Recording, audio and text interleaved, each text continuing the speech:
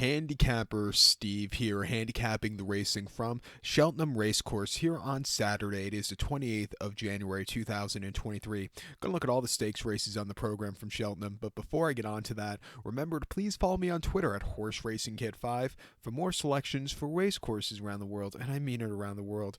An excellent card here on Cheltenham Festival Preview Day. We're gonna look at all the stakes races, the graded races. So races 1, 4, 6, 7, and 8. So the 1140, the 120, the 225, the 3 o'clock, and the 335.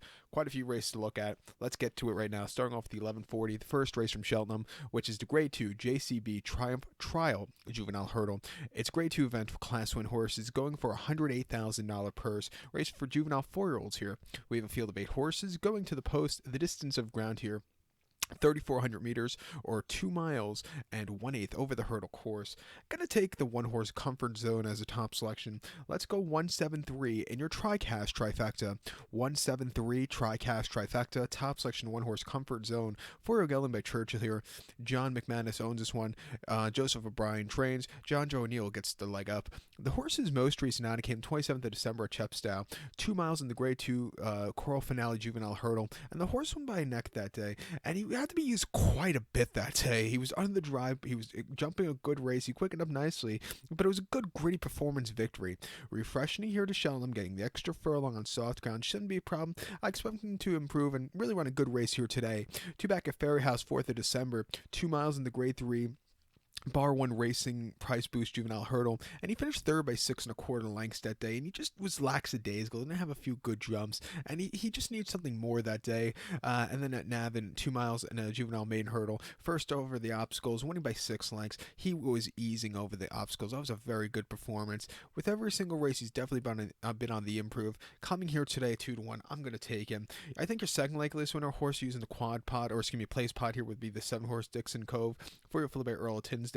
Most recently in the Choral Finale Juvenile Hurdle at Chepstow, he ran a good place beyond Comfort Zone that day. He finished 2nd by a neck, where he was really, grinding it out late. He just couldn't get there, but he ran just as good as a Comfort Zone. And then before that, in Philly's Juvenile Hurdle on Aintree over the 2 miles and a furlong, won by 1/4 lengths. Again, quickened up nicely. It was a small margin victory, but she won quite nicely. And then on debut, in the UK over the hurdles at Hereford in a Juvenile Mains Fillies Hurdle. She won by a baker's dozen, 13 lengths. Another very easy, unchallenged victory. Coming here today off some decent runs, the filly taking on the boys. I wouldn't be surprised if she gets a good trip and win. I use in your place pot. But to recount my selection for the first, the 1140 from Cheltenham, it is the Grade 2 JCB Triumph Trial Juvenile Hurdle. Let's take the 1-horse Comfort Zone. Give kudos to the 7-horse Dixon Cove. 173 TriCash trifecta, 1-7 in your place pot. To the 4th race now, the 120, a rescheduled race from last week's Ascot card that was canceled. But the 120, it is the Grade 1 Clarence House Chase. It's a Grade 1 event for Class 1 horses, going for a $124,000 purse. Race for 5-year-olds and upwards. We have a field of 6 horses going 3,200 meters, or the 2-mile trip over the Chase course.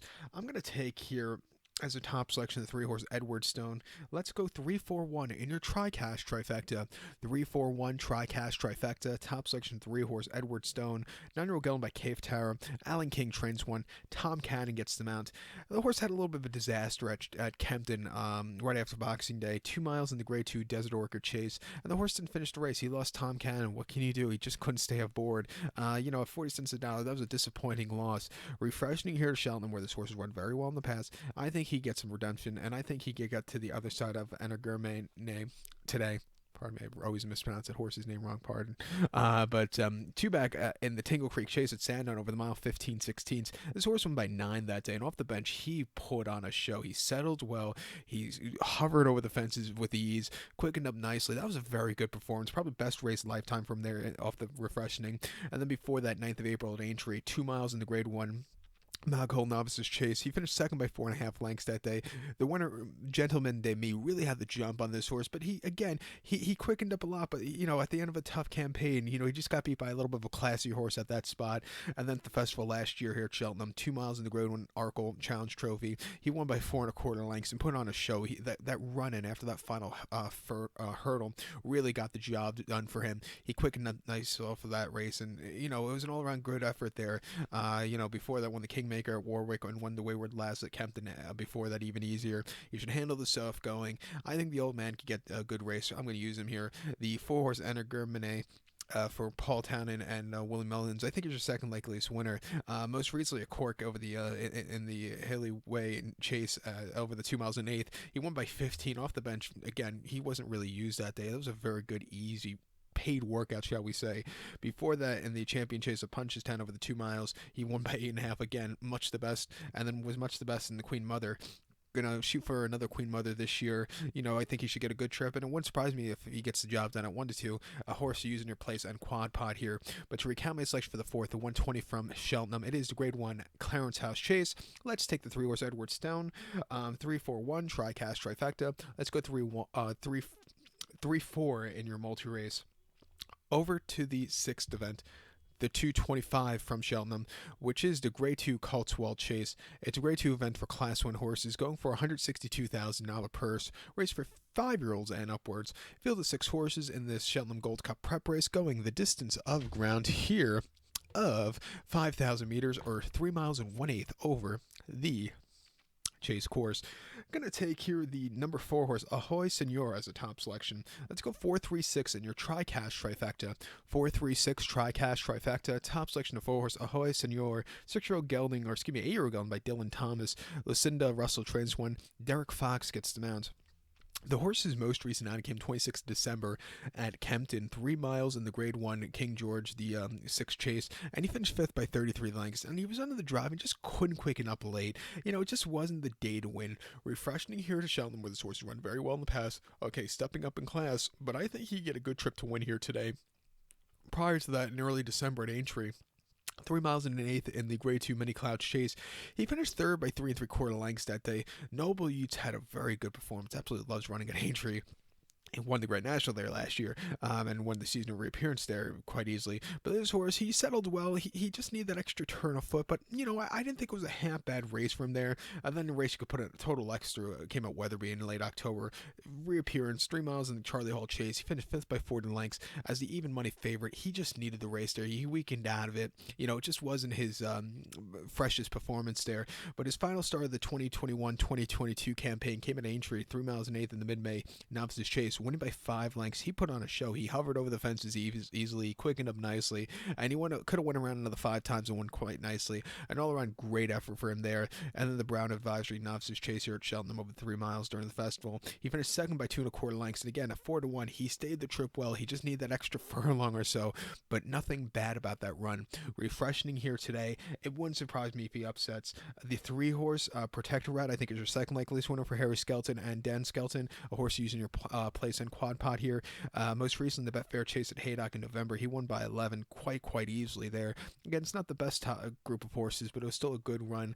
Before then, last year's Bold Chase at Aintree, he finished 4th by 26 lengths, and he just never was really comfortable. Had a few mistakes. It just wasn't his day. And then the Cheltenham Gold Cup last year, he finished 3rd by 18 lengths. He was the best of the rest. I just thought, the 2 in front of him were much better horses. And then won the Many Clouds before that, beating Native River in 2021 quite nicely. Coming here today, his last run wasn't half bad.